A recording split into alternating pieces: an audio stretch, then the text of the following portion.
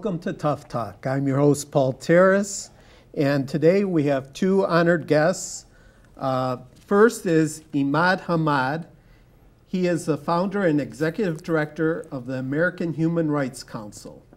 He is a tireless advocate for civil rights, human rights, and justice.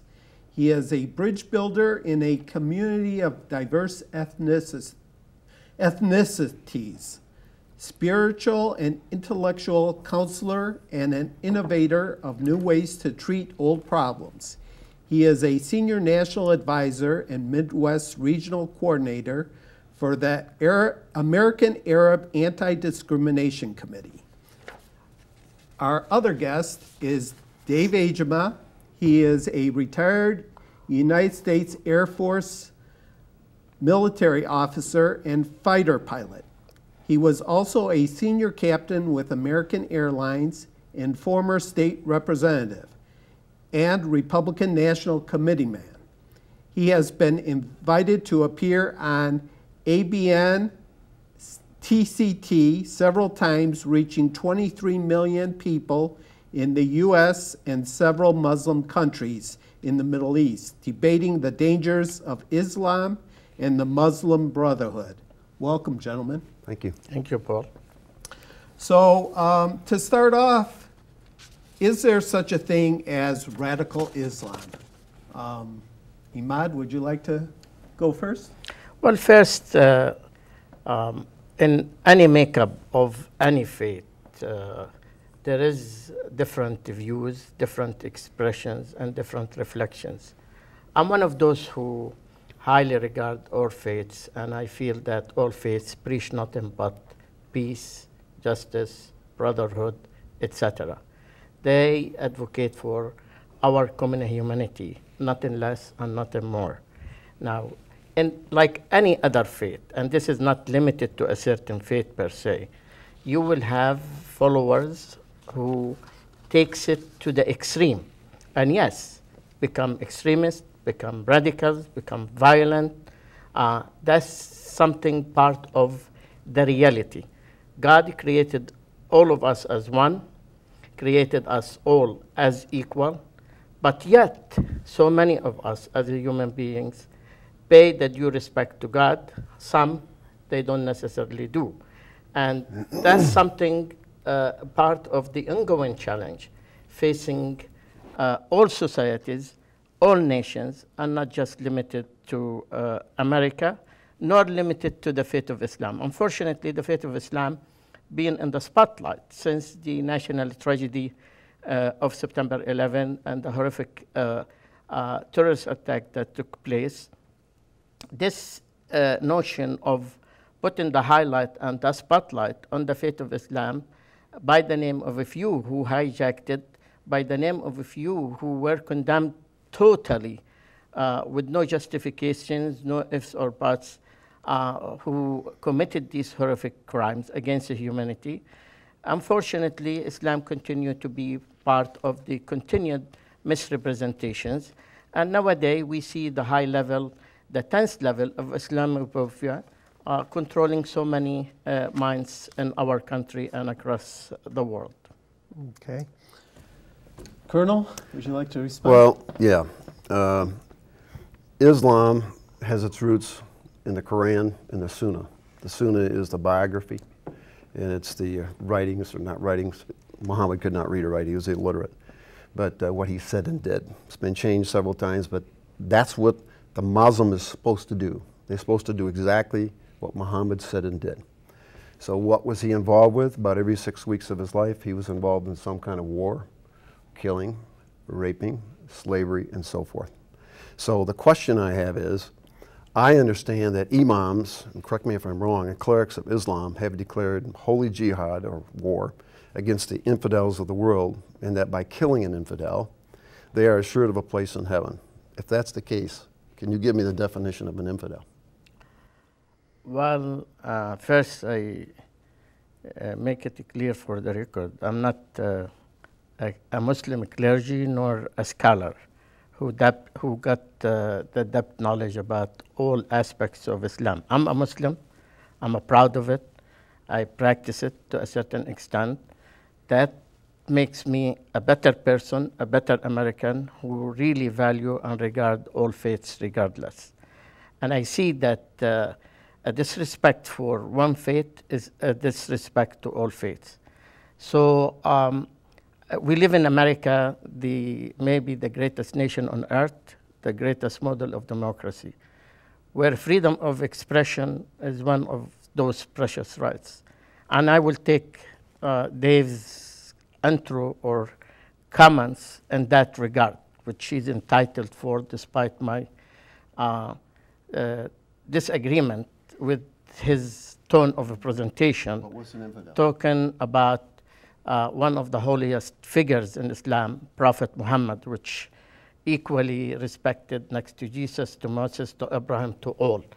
So I will reserve that respect, that regard, regardless of the different selective views that is taken out of historical content and presented to the listeners or the viewers like, wow, that was the reality of Prophet Muhammad era or the true reflection of the faith of Islam. That needs maybe long talks and more than one show to talk about it, and I'm not the best person to address these matters. But can you answer what an infidel is? I am coming to that. You make a very strong statement that carry nothing but a negative tone, and I don't have a problem taking it as a matter of this constructive debate. That's why we're here on a tough talk, and I consider the tough talk as a constructive talk, not just negative talk. Just answer the question. Infidel is considered someone who's a disbeliever. Okay. A disbeliever in God. Now, beyond that, it's the eyes of the beholder. You don't hold me accountable or hold any faith accountable on how they define that particular category or definition. I just don't understand where this is of value or importance to I think our it's discussion today. very valuable because I want to get this straight.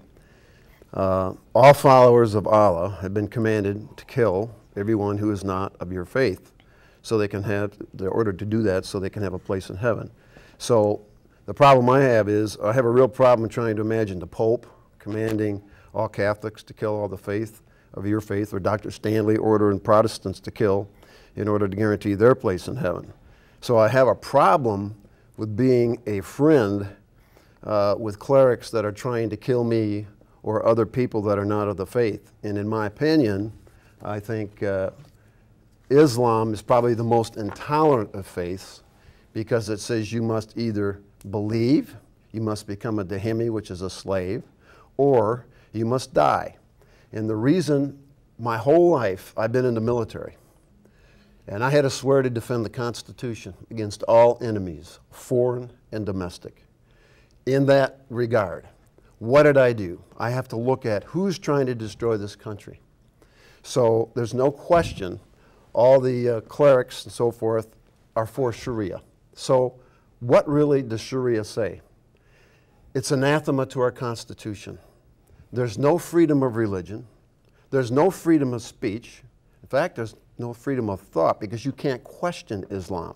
If you question it, like my friend Kamal Salim, who's a former Muslim Brotherhood terrorist, you're slapped across the face so you don't question.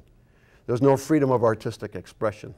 There's no freedom of the press. If anybody prints something against Islam, they're probably going to die, especially in a Muslim country. There's no equal protection under Sharia law for different classes of people. You have a different set of rules for the Muslim men, another different one for women, and the worst one is for the other religions, particularly Christians, who have been eradicated in the Middle East. So there's no rights, equal rights for women. Women can be beaten.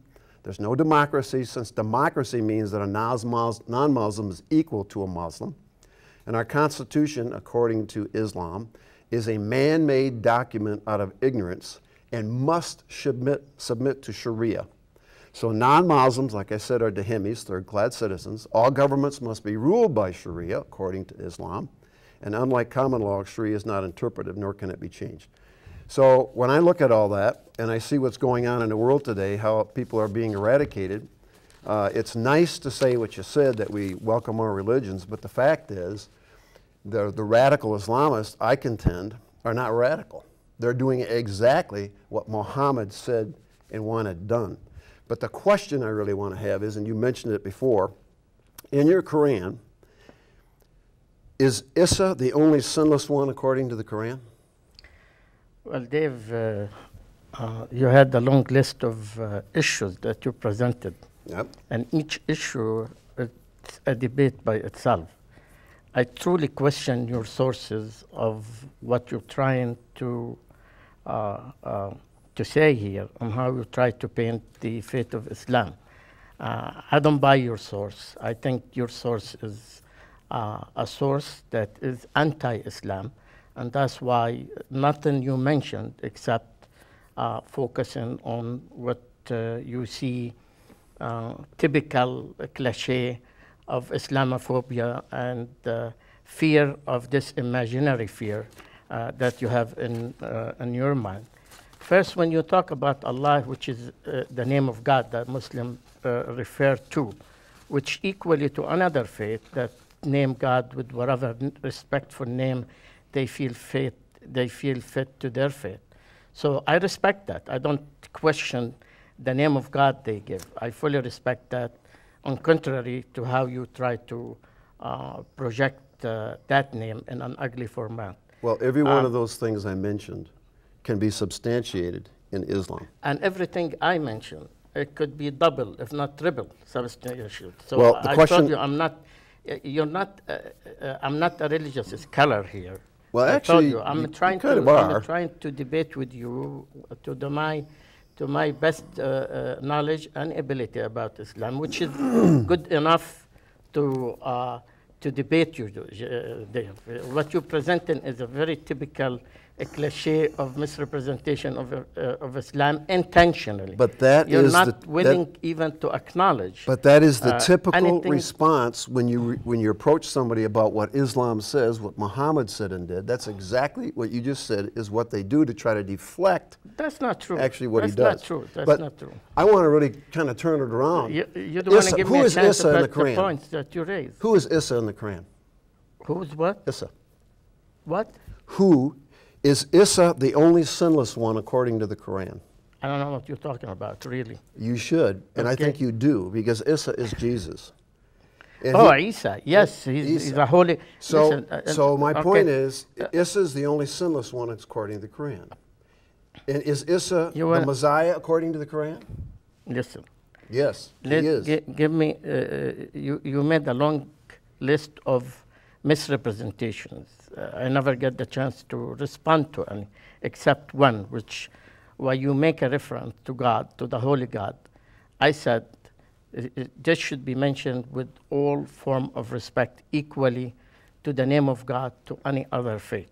This is me. You have the right to say it the way you want. You noted the Sharia law. Mm-hmm. The Sharia law, it's a system, it's a political system that runs the political and social affairs of Muslims in Muslim countries, supposedly. However, I doubt, and I'm a Muslim, and I come from the Middle East region, I doubt that if any Muslim country is truly obeyed by that, or controlled, or governed by that. And I will give you an example here, quick example. If you look at the certain countries in the Middle East that are Muslim, you will find from maybe the most conservative to the most modern and flex. Look, for example, Saudi Arabia is a conservative country. All of us know that. Talk about Dubai, Abu Dhabi, United Arab Emirates. It's beyond even the description of Vegas, Florida, and in New York together. You go to Lebanon, despite all odds, you will see parts that people are living a conservative life, and people who are more open, more wide than even the Western style of life.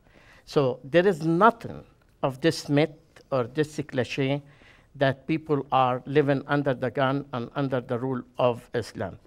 Another fact, you're right maybe in certain countries for the lack of democratic values, that people being critical of the rulers or the governments is a big deal. and people could be chased and be accounted to.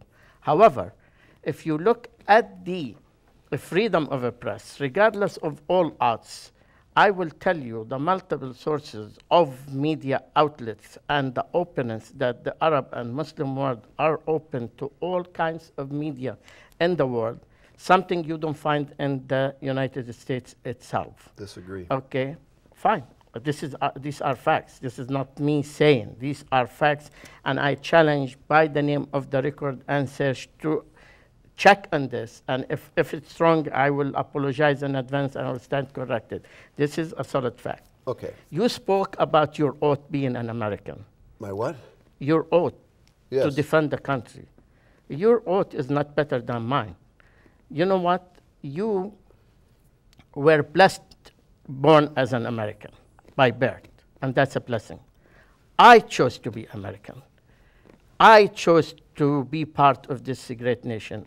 And my oath is maybe as equal, if not more precious, than yours, because I made the choice to be an American. Okay, can I ask so you a question? You don't question our loyalty to the country by the name of a few who tarnish the name of Islam, like many few who tarnish the name of the Christian faith. And if we look at the long list of violent events, crimes, hate crimes that took place in the country and take place, unfortunately, on a daily basis, that these and with people of different faiths, the only situation people put a highlight on Muslims and the Muslim faith if the criminal was to be Muslim. And if the criminal were not to be a Muslim, it's just a brief news item. Now, I am a person who is against general condemnation of any faith or any people or any nation by the name of any bad act of any person. This general condemnation actually falls to the language and the preaching of our enemies who want us to be divided and who wants to hijack our values and make us look at each other as us versus them and them versus us. That's not to the best interest of our country here. Okay. Our unity is what needed to face this common threat, this common danger that is facing the world, and it's not just limited to America. Do you believe in Sharia? I am a Muslim. Do you believe in Sharia? I believe it's part of the makeup of the Muslim faith. Okay. However, you're a Republican. Just I want to yes or no. take Just, away. You've been talking for a long time. Just say yes or no. Yeah, no, because this answer is not a yes or no. I told you when you born a Muslim, it's something given to you. It's something you inherit. When you later learn more, there are issues you may agree and disagree. I'm an American. That doesn't mean I agree with every single thing that our U.S. administration may issue or do. I would agree with you. I would agree You're with a you. Republican. And I don't, unless you tell me you agree with everything Republicans do blindly. Okay. There is nothing called a blind trust. There is nothing called total, complete submission. That's I great. I submit only to God. That's a great talk. I submit only to the values that serve the humanity. Okay, that's the a good same talk. way I respect the faith of Islam as my religion, I equally respect all other faiths. Well, then now, how can that be doesn't true? make me. How can that be doesn't true make- if you're intolerant of all other religions and your religion says you have to convert, you got to be a Dahimi, or you die? I don't think this is right or accurate how It's you are accurate. projected. Listen, all faiths have a preachers.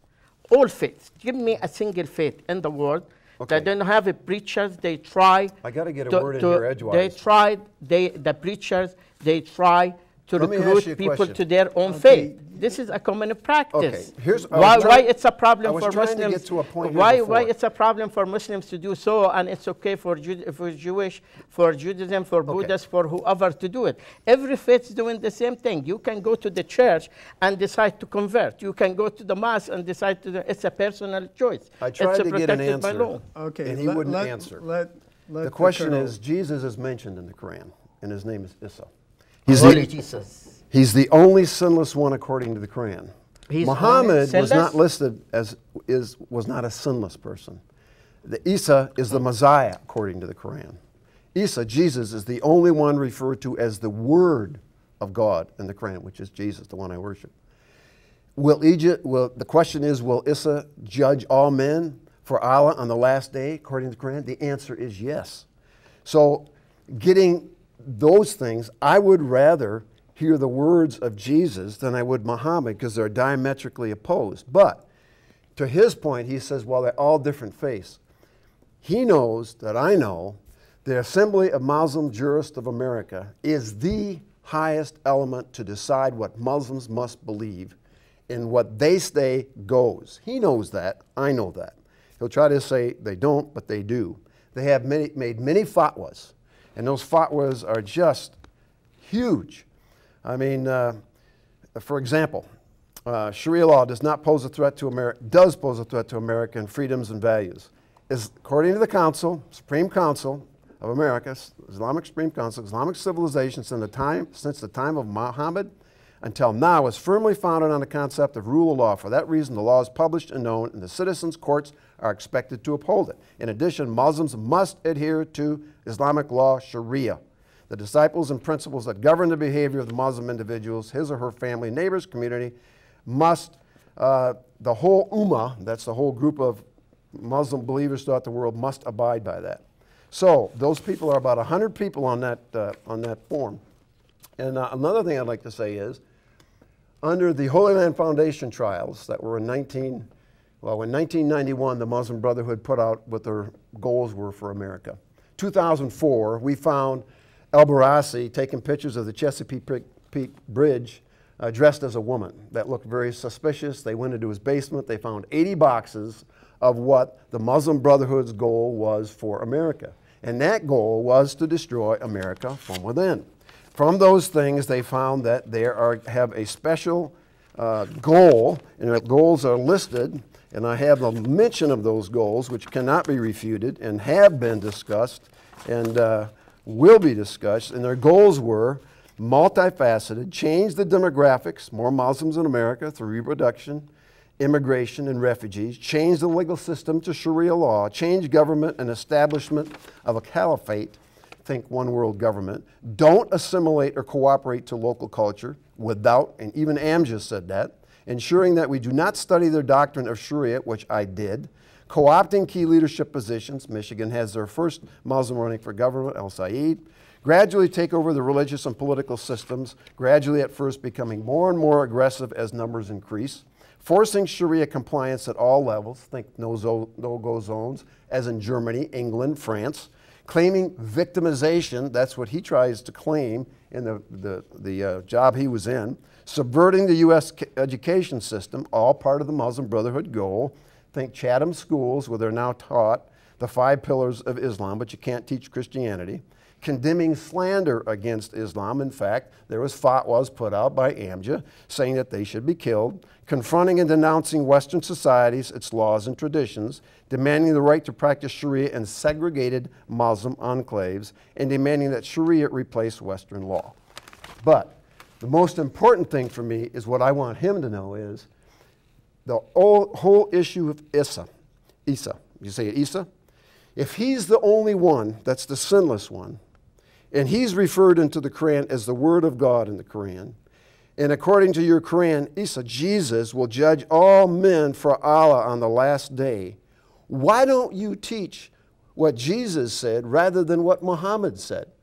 And Islam is only 14% religion and 86% about infidels, how you treat them, what Muhammad said and did. This is a great frustration to me, because I believe you have the right to be whatever religion you want to be. However, if your religion calls for the destruction of our Constitution or our Bill of Rights, you do not have that right to come into America and try to change that. Okay, we have 3 minutes left. I want to give the last 3 minutes to you, Imad. Well, first, I think Dave did a good homework to bring everything negative about the faith of Islam in a very selective way.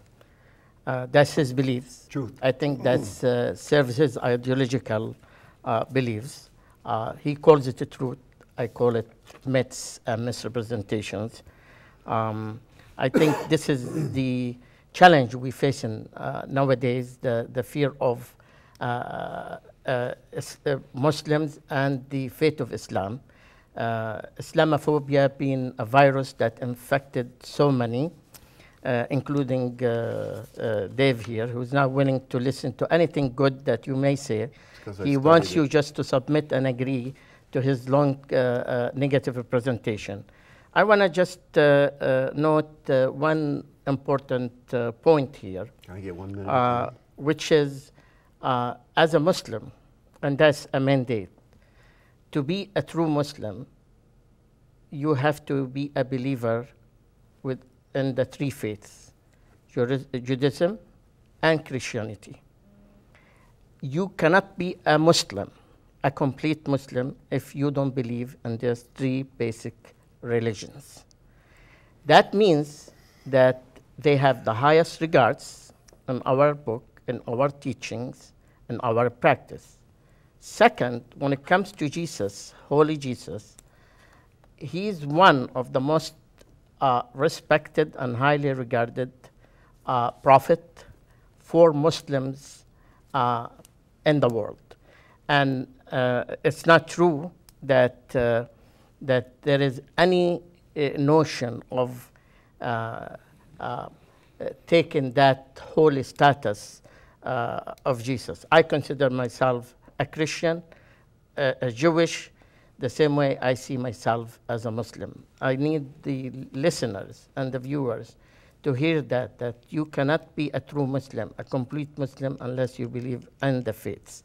Now, what Dave mentioned about the Sharia law again, and how it poses a threat to America, that's nonsense. That's a rotten baloney, because I don't think that there is anyone with a peace of mind will imagine that this is true, nor this pose a threat to our precious U.S. Constitution.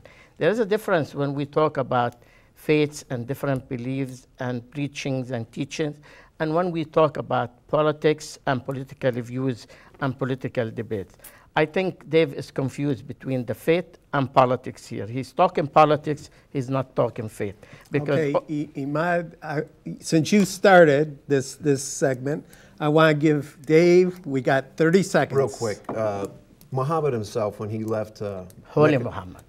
Medina, he left because when he got to Medina, he became a politician, he became a warlord.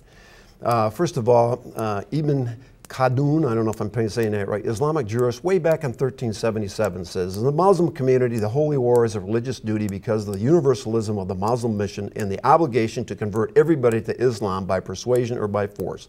Supreme Court Robert Jackson, way back in 1955, as he was a Nuremberg judge there, Islamic law is incompatible with our constitutional system. The law of the Middle East is an antithesis of Western law. It substantiates the fact that Muslims cannot and will not fully assimilate into the U.S. constitutional republic.